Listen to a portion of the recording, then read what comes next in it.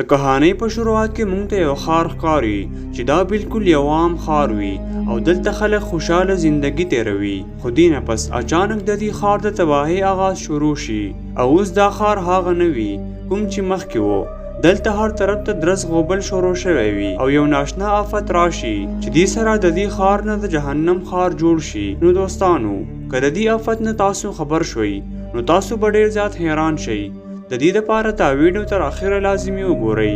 خو د دې د شروع کېدو نه مخکې دا ویډیو لایک کړئ او زموږ دا چینل در سره ضرور سبسکرایب کړئ ځکه چې په دې ویډیوګانو موږ ډېر زیات محنت کوو.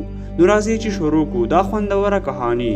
د کهانۍ په شروع کې موږ باربي نومي یو سړی وینو چې هغه په یو ځنګل کې یو لاش خښوي. باربي د دغه ځای باشنده نه وي او د ده په بدن وینه هم وي او ښکاري داسې چې باربي د دې مړ شوي کس سره جګړه کړې ده او شاید چې دا مرګ په خپله باربي کړی دی. باربي چې څنګه دغه کس دفن کی نو په ډېرې تیزۍ سره د دغه ځای نه وځي. په لاره دې څه ګوري چې د دې مخې له پولیس ورشي او دې ډېر زیات ګبراو شي د خوش قسمتۍ له وجې. باربي خو د دغه ځای نه روغ سلامت فرار شي خو مخکې دې څه ګوري چې څه غواګانې په سړک ولاړې دي چې د دې له وجې دې د یو خطرناک اکسیډنټ نه ځان بچ کړي.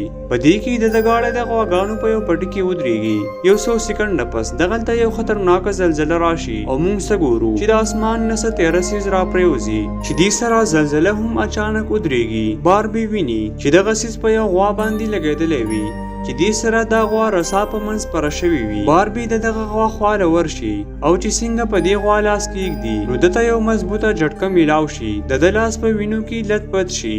دې چې کله راپاسي نو د یو ناشنا منظر وویني. دې څه ویني چې د دغه څیز سره دا کور هم په منځ کټ شوی دی او خوا کې دا ګاډۍ هم کټ شوې ده او دا داسې محسوسیږي چې د اسمان د طرفه یو توره راغورځېدلې ده او ځمکه یې په منځ نیمه کړې ده. لږ ساعت وروسته دی دا محسوس کړي چې د دا مخې ته څه څیز دی او کله چې دی د دې سره لاس ټچ کړي نو دته پته ولګي چې دا د شیشې یو غټ دیوال دی او د لاس نشان هم په دې دیوال پاتې شي. دې نه بعد دغلته یو بل هلک هم راشي او دی ډېر ګبراو شوی وي او ډېر زیات حیرانه وي چې دا څه وشو دا موږ په کوم آفت کې راګیر شو. دلته له اسمان نه څه مرغۍ هم راغورځېږي چې دا د دې شیشې سره ټکراو شوي وي چې د دې له وجې دا مړې شوي وي.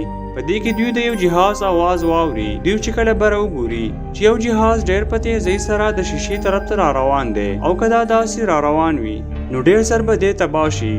خو هم داسې وشي دا جهاز ناڅاپه د دې شیشې د دیوال نه وتمبېږي او یو مضبوطه دماکه وشي او دا جهاز چوري شي. د دې جهاز پریخ کته را لړه شي او دوی ترېنه ایله ځان بچ کړي. په دې کې د دوی مخې ته یو خپه ولګي نو دوی ته پته ولګي چې دا د هغه پایلټ خپه ده. د جهاز د دماکې دا منظر په ښار کې ټولو خلکو ولیدو او د دې خلکو دا سوچ وي چې دا جهاز په میزایل باندې ویشتی شو. په دې کې یو بیگ هم د دغه جهاز نه را پریوتی وي. نو باربي دا کولاو کړي نو څه ګوري چې په دې کې د هغه پایلټ آی ډي کارت هم پروت وي. دې نه پس دوی ته محسوس شي چې یو ګاډی ډېر په تیزۍ سره را روان دی. نو دوی اچانک منډه کړي او دغه ګاډي ته مخامخ ودرېږي. باربي ګاډي ته اشارې شروع کړي چې سټاپ شه مخکې مه راځه. نو په دغه ګاډي کې موجود ډرایور په ډېر کوششونو سره خپل ګاډی رامنې کړي او ګاډی ودرېږي. خو دا ډرایور ډېر زیات غوسه وي چې د زه ولې ودرولم. نو دی راکوز شي او په باربي باندې حمله کولو والا وي. خو اچانک دی ته دغه شیشې سره وجنګي چې د دې له وجې د دې ډرایور پوزه ماته شي او دلته موږ ته دا پته هم ولګي چې دوی د یو بل خبرې نه اوري. نو باربي ډرایور ته په کاغذ ولیکي چې نه زه ستا خبرې اورم او نه ته زما خبرې اورې. او دلته اچانک دا دیوال ودرېدو چې د دې له وجې دا ځای په منځ کټ شو او لږ ساعت مخکې دلته یو جهاز هم تباه شو. په دې دوران کې دا بل هلک سوچ کوي دا دیوال چېرته حکومت ودرولی دی. نو کله چې پولیس راشي نو هغوی دا وایي چې د دې په باره کې موږ ته هیڅ معلومات نشته. نو ملګرو دې نه پس هغه څه کېدو والا دي چې د دې چا څه تصور هم نه دی کړی.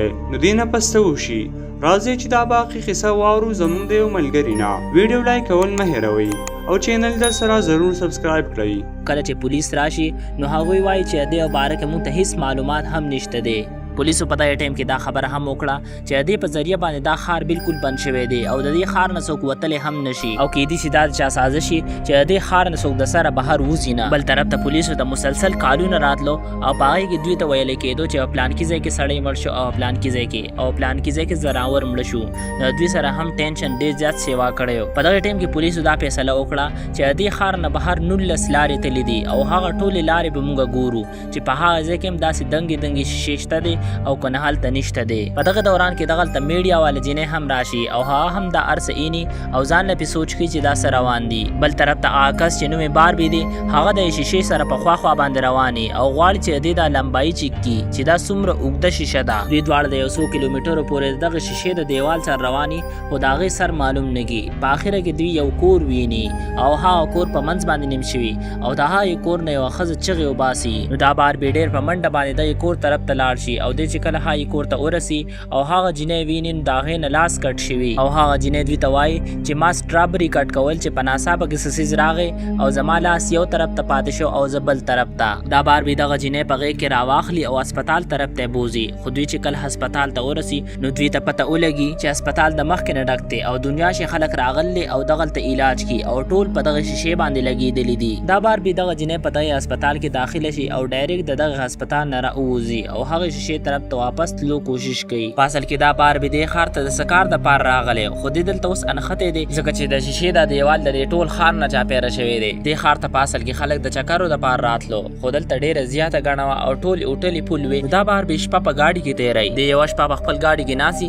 چې په ناڅاپه کې یو ناشنا سړی راشي او هغه د ده سره جنګ کول غواړي او ده ته وایي چې ته ډېر زیات بېوقوفه یې او تا ته چا ویل دي چې ته دلته راځه. خو دا باربي دغه سړي لاړو جواب هم نه ورکړي. په دې کې په ناڅاپه کې دغه میډیا والا جینۍ راشي او دغه هلک د دغه ځای نه روان شي. بیا دغه میډیا والا جینۍ دې باربي ته وایي چې زما خاوند تر اوسه پورې خپل کور ته نه دی راغلی او هغه د ښار نه بهر د څه کار دپاره تللی و. نو زما سره غم دا دی چې چېرته هغه دغه شیشې نه یي وهلې یا د دغه شیشې نه چېرته نه یي تمبېدلې. خو باربي دې جینۍ له تسلي ورکړي او وایي ورته چې هغه به ډېر زیات زر کور ته راشي او تاسو خفه کېږئ مه. دې باربي هغه لاس والا جینۍ بچ کړي. نو دا میډیا والا جینۍ والا اجازت ورکړي او ده ته وایي چې ته زموږ سره زموږ په کور کې پاتې شه او نور دلته په دې ګاډي کې مه وده کېږه. دې چې کله د هغوی کور ته لاړ شي نو دې هلته په یو ټیبل باندې د دغه جینۍ د خاوند تصویر ویني. نو ده ته پته ولګي چې دا خو هغه سړی دی کوم چې ما مړ کړی و. په اصل کې دا باربي دې ښار ته د پیسو د وصولۍ دپاره راغلی و او ده چې کله د هغه سړي نه روپۍ غوښتې نو هغه پس تماچه را وباسله او ده ته یې ونیوه. نو دوی پوره جنګ وکړو او په اخره کې ترې نه ده تماچه واخسته